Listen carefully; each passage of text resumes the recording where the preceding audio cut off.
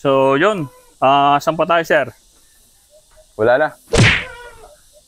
Wala na? Wala na. Yung mga goat products. Goat products, yung soap. Pakita.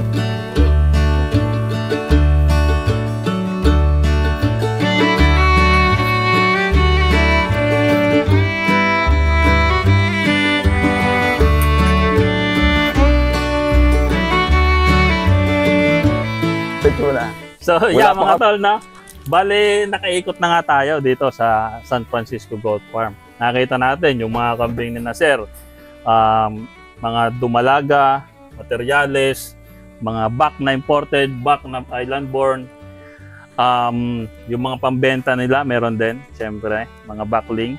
And of course, itong mga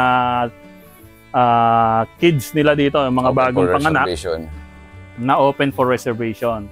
So, halos naiikot na natin lahat dito kay na boss sa San Francisco Goat Farm. And ngayon, may bagay na ipapakita si Sir na gawa dito sa San Francisco Goat Farm. Ano ba yan, Sir? Ano yan?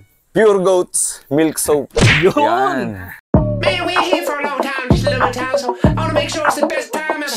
I just wanna live it up, I just wanna live it up. I affirm it in the mirror every time I wake up.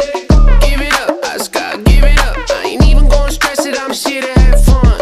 Shake it up, I'm just trying to shake it up. Mix it. Oh, yan. Pure Goats Milk Soap po yan. Okay. Tingnan natin. Pure Goats Milk Soap. So, ito, boss, dito na sa gawa nyo na dito. Gawa na. Mismong yung aming anak mismo ni Boss ang gumagawa dito. Okay. So, yan. Ito na pala yung mga tol, oh. Pure Goats Milk Soap. Ano ba nakalagay dito? Handcrafted Bar soap. So, paano yun? Linggo-linggo ba si Nasir nito? Nagagawa kayo ng sabon? Pag may Pag may order. Ganun. Oo. Yan na siya gumagawa. So, yan. Grabe. Pure Goats Milk Soap. Ito. Tingnan nyo mga tolo. Ito. May flavor ba, sir? Wala naman, no? Wala. Shooting dyan. O, yan. Ganyan. Ayan, mga tolo. And, eto, sir. Available na ba to? Binibenta nyo na ba tong ganito, sir? Meron na. Magkano per ano nito? Bar? 250? Oh, yun mga tol, per bar, 250. Oh, Pure Goats Milk Soap. Gawang San Francisco Goat Farm. Ito, boss, oh. Anong, na ito, 250. Tapos, kung gusto nyo umorder, message na lang din. Oh, may FB page naman ng San Francisco Goat Farm. May ano yun. Doon na lang Doon na lang mag-order. Order. Pero siguro, made to order. O ano kaya? May available stocks or what? Made to order. Made to order. Kasi nga, syempre, yung goat nila naman dito, ginagamit din sa, yung milk. Ginagamit sa mga kids. Tapos, nagbebenta rin kayo, no? Bebenta rin. Ng raw. Pagka ang benta na namin, kapag nawalay na yung kids, yung pwede nang hindi pa didehin. Okay. Ikikip naman namin yung gatas, yun naman ang binibenta namin. Okay. Mahaba din naman ang milking nung kambing. Alos umaabot ng 6 months pa. So, yun nga mga tol, no? Hindi lang sabon yung product nila dito kasi nga, nagbibenta rin sila ng gatas na, raw. Yung, pasteurized, meron din?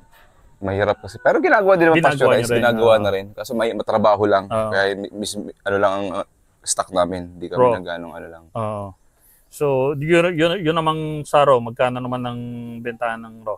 200 per liter. Per liter, 200. O yun. 200 per liter. Meron naman kayong minimum order. Wala naman. Wala pa kaming Wala na. Kumbaga, kung may order, kahit ilang litro, pwede. Basta available. Pwede. Pwede 1 litro lang. Pwede. Okay. Pwede. So yun mga tol, kahit 1 litro lang, kung kailangan nyo lang, kumbaga, may papadidehin kayo, gusto nyong matikman yung gatas ng kambing, pwede umorder dito, 1 liter lang. O kung gusto nyo man, bumili rin kayo ng sabon. Ito, sabon na gawa sa gatas ng kambing. Madami pang product na pwedeng gawin dito sa gatas ng kambing. And actually, yun nga, sa ibang bansa, talagang yan yung nire-recommend ng mga pidya na gamitin para sa mga bata, sa mga baby, para hindi sila kabagan masyado. So, yun. Ano pa kayang magagawa sa gatas ng kambing next time? Baka pwede na kami, ice cream. Oo, pwede, no? Pwede nga, pwede. Ice cream. Kasi may naman to gatas no? Pwedeng gawin, no? Pag sobrang dami na siguro ng production. Sana, soon. Oo. Kaya. Kasi ngayon, kasi daming kids, no? Gamit pa ng gatas nila Oo. So, sa ngayon, ilan yung ginagatasan niya? 6 heads pa lang. Sa ngayon? Sa ngayon, 6 heads pa lang. Tapos may anak ulit itong July. Second week. 6 ulit. 6 na heads ulit ang mag-aanak. Kasi hindi nagsabay-sabay yung pag-hit. Kidding namin nung hindi tulad nung nakaraan. Halos ilan yan? 15 na ginagatasan namin. Okay. So, yun mga tol, madami ng gatasan dito. Pag nagsabay-sabay. So, pero sa ngayon, kukunti pa lang kaya dito continuous muna. Naman yan. Basta habang nagpo-produce ng gatas yung inahin, dire-diretso kahit nga may sampa na dire-diretso ginagatasan pa din namin yun. Okay. So, yun. Grabe pala dito sa San Francisco Goat Farm. Daming products, daming hayop, 'di ba? Daming alaga. And yun nga, nagba-value added sila dito.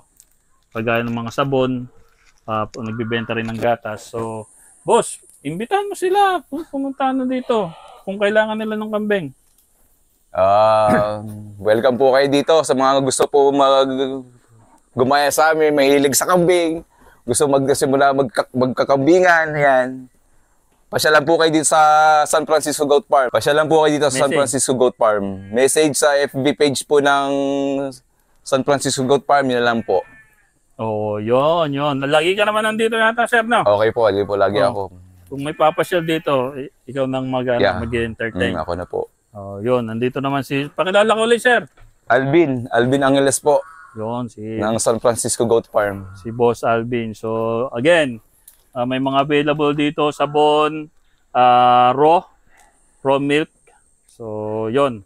And, syempre, kung gusto nyo ng mga breeder ng kambing, may available din sila dito. Back. And yung mga doe, eto, maliliit pa lang. Pero yun, message lang kayo sa San Francisco Goat Farm. And yun, boss, maraming salamat. Pinaunlakan mo makapunta dito sa Maraming salamat din. Thank you.